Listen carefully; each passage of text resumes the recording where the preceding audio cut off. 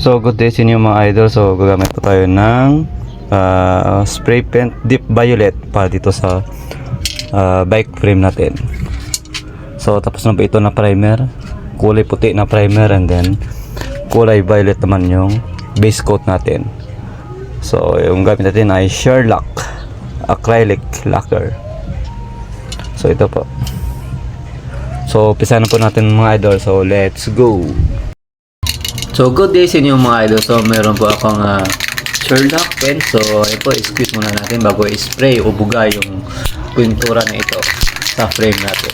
So bago po yung mga idol ay dapat naka-primer po yung frame nyo at saka nakaliya ng maigi. So bago nyo i-base coat.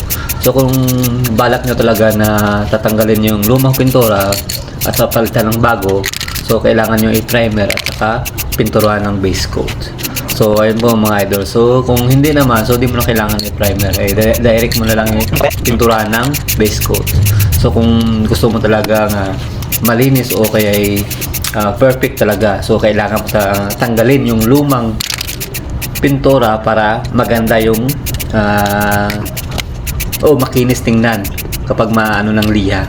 Kasi yung lumang pintura kasi iba na yung ano nun, hindi na siya masyado maka-apply at saka sa katagalan matutuklap. So maganda talaga i-strip out yung lumang pintura bago pinturahan. So mag-spray muna kayo ng primer at liyahin ng mabuti. So ayun po mga idol, so tapos na po sa first coating. So nasa second coating na po ako.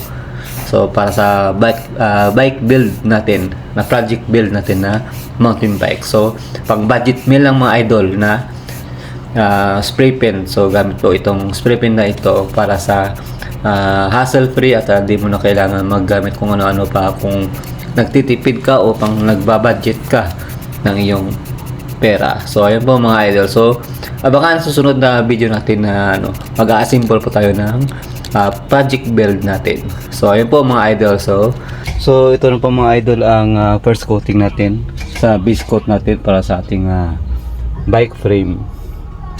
So kulay violet po yan. Ayun. Ayan. So first coating pa medyo mapusaw. Yan. So mamaya na po mga idol yung second coating natin. So patuyuin muna natin. Let's go.